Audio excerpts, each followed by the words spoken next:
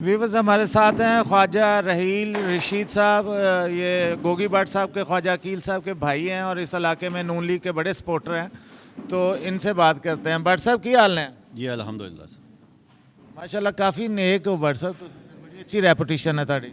Sir अल्लाह की मेहरबानी है सर। अच्छा भट्ट साहब ये दसो कि की हालात ने इत्थे नून लीग अलहमदुलिल्लाह सर। ਐਤਕੀ ਤੇ ਕਿਹਾ ਜਾ ਰਿਹਾ ਕਿ ਜੀ ਇਮਰਾਨ ਖਾਨ ਜੇਲ੍ਹ 'ਚ ਤੇ ਪੀਟੀਆਈ ਦਾ ਬੜਾ ਖਾਮੋਸ਼ ਵੋਟ ਬੈਂਕ ਜਿਹੜਾ ਹੈ ਉਹ ਐਕਟਿਵ ਹੋ ਜਾਏਗਾ। ਤੇ ਤੁਹਾਨੂੰ ਕੀ ਲੱਗਦਾ ਹੈ ਕਿ ਆਲੀਆ ਹਮਜ਼ਾ ਜਾਂ ਹਮਜ਼ਾ ਸ਼ਹਿਬਾਜ਼? ਸਰ ਗੱਲ ਇਹ ਹੈ ਕਿ ਲੋਕਾਂ ਦੀ ਜਿਹੜੀ ਮੁਹੱਬਤਾਂ ਹੀ ਆ ਨਾ ਮੀਆਂ ਸਾਹਿਬ ਨਾਲ ਲਈਆਂ। ਮੀਆਂ ਸਾਹਿਬ ਨੇ ਸਾਡੇ ਇਲਾਕੇ 'ਚ ਬਹੁਤ ਜ਼ਿਆਦਾ ਕੰਮ ਕੀਤੇ ਹਨ। ਅਸੀਂ ਬੜੇ ਛੋਟੇ ਸਾਂ ਉਦੋਂ ਜਦੋਂ ਮੀਆਂ ਸਾਹਿਬ ਸਾਡੇ ਇਲਾਕੇ 'ਚ ਆਏ ਸਨ ਤੇ ਉਹਨਾਂ ਨੇ ਸਾਡੇ ਇਲਾਕਿਆਂ ਦੇ ਬਹੁਤ ਜ਼ਿਆਦਾ ਤਰੱਕੀਆਤੀ ਕੰਮ ਕਰਤੇ, ਨੌਕਰੀਆਂ ਦਿੱਤੀਆਂ ਲੋਕਾਂ ਨੂੰ। ਬਹੁਤ ਲੋਕਾਂ ਦੇ ਕੰਮ ਆਏ। ਤੇ ਮਜ਼ੀਦ ਮੁਲਕ ਦੇ ਵਿੱਚ ਵੀ ਤੁਸੀਂ ਦੇਖੋ ਜਾਂ ਮੁਲਕ ਹੈ ਸਾਡਾ, ਅਗਰ 35 ਸਾਲ ਉਹਨਾਂ ਦੇ ਕੱਢਦੇ ਜਾਣ ਤੇ ਪਿੱਛੇ ਕੀ ਰਹਿ ਕੀ ਜਾਂਦਾ ਹੈ। ਸਾਰੇ ਕੰਮ ਜਿਹੜੇ ਮੁਲਕ ਦੇ ਹੋਏ ਹਨ ਅੱਛੇ ਤੋਂ ਅੱਛੇ ਉਹ ਮੀਆਂ ਸਾਹਿਬ ਦੇ ਦੌਰ 'ਚ ਹੀ ਹੋਏ ਹਨ। ਤੇ ਇਹਦਾ ਮਤਲਬ ਇੱਥੇ ਤੁਹਾਨੂੰ ਸਹੀ ਰਿਸਪੌਂਸ ਮਿਲ ਰਿਹਾ ਨੂਨ ਲੀਗ? ਅਲਹਮਦੁਲਿਲਾ ਸਰ। ਇੱਥੇ ਇੱਕ ਇਲਾਕਾ ਸਾਡਾ ਘਰ ਹੈ।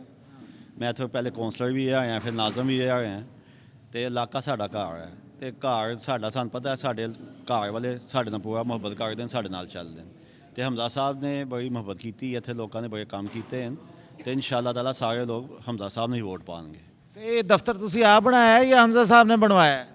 ਸਰ ਦਫ਼ਤਰ ਤੇ ਇਹ ਜਗ੍ਹਾ ਸਾਡੀ ਜੱਦੀ ਪੁਸ਼ਤੀ ਹੈ, ਵੱਡਿਆਂ ਦੀ ਹੈ ਤੇ ਅਸੀਂ ਆਪ ਦਫ਼ਤਰ ਖੋਲ੍ਹਿਆ ਸਰ, ਹਮੇਸ਼ਾ ਖੋਲ੍ਹਦੇ ਹਾਂ ਸਰ। ਹਾਂਜੀ ਤੇ ਮਤਲਬ ਪੀਟੀਆਈ ਦਾ ਕੋਈ ਨਾਮ ਨਿਸ਼ਾਨ ਨਹੀਂ ਹੈ ਸਰ। ਇਹ ਤਾਂ ਨਹੀਂ ਹੁੰਦਾ ਕਿ ਨਾਮੋ ਨਿਸ਼ਾਨ ਕਿਸੇ ਦਾ ਨਾ ਹੋਵੇ, ਥੋੜ੍ਹੇ ਬਹੁਤੇ ਸਭ ਹਰ ਬੰਦਾ ਦੇ ਹੁੰਦੇ ਆ, ਲੇਕਿਨ ਅਕਸਰੀਅਤ ਜਿਹੜੀ ਹੈ ਨਾ, ਅਕਸਰੀਅਤ ਲੋਕਾਂ ਦੀ ਜਿਹੜੀ ਹੈ ਨਾ, ਤੇ ਜ਼ਿਆਦਾ ਤੋਂ ਜ਼ਿਆਦਾ ਜਾਂ ਵੋਟ ਆ ਨਾ ਹਮਜ਼ਾ ਸਾਹਿਬ ਨੂੰ ਪੈਣਾ ਇੱਥੇ ਸਰ। ਭੱਟ ਸਾਹਿਬ ਇੱਕ ਜ਼ਾਤੀ ਜੀ ਗੱਲ ਦੱਸੋ, ਗੋਗੀ ਭੱਟ ਸਾਹਿਬ ਦਾ ਅੱਜ ਕੱਲ੍ਹ ਪਤਾ ਲੱਗ ਰਿਹਾ ਕਿ ਮਾਸ਼ਾਅੱਲਾ ਬਹੁਤ ਨਮਾਜ਼ 5 ਵਕਤ ਦੀ ਪੜ੍ਹ ਰਹੇ ਨੇ, ਨਾਲ ਤਰਜਮੇ ਨਾਲ ਕੁਰਾਨ ਸ਼ਰੀਫ ਵੀ ਪੜ੍ਹ ਰਹੇ ਨੇ। ਤੇ ਦੱਸੋ ਉਹਨਾਂ ਦੀ ਜ਼ਿੰਦਗੀ 'ਚ ਤਬਦੀਲੀ ਕਿਵੇਂ ਆਈ? ਸਰ ਅੱਲਾਹ ਦੇ ਵੱਲੋਂ ਹੁੰਦੀ ਜੋ ਵੀ ਤਬਦੀਲੀ ਹੁੰਦੀ ਹੈ, ਅੱਲਾਹ ਹੀ ਸ਼ੌਕ ਦਿੰਦਾ, ਅੱਲਾਹ ਹੀ ਹਰ ਚੀਜ਼ ਨੂੰ ਬਦਲਦਾ।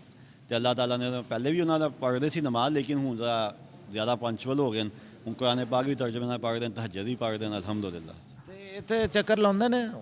ਨਹੀਂ ਹਜੀ ਤੇ ਨਹੀਂ ਆਏ ਜੇ, ਲੇਕਿਨ ਇਨਸ਼ਾਅੱਲਾ ਆਉਣਗੇ, ਲਾਉਣਗੇ ਚੱਕਰ।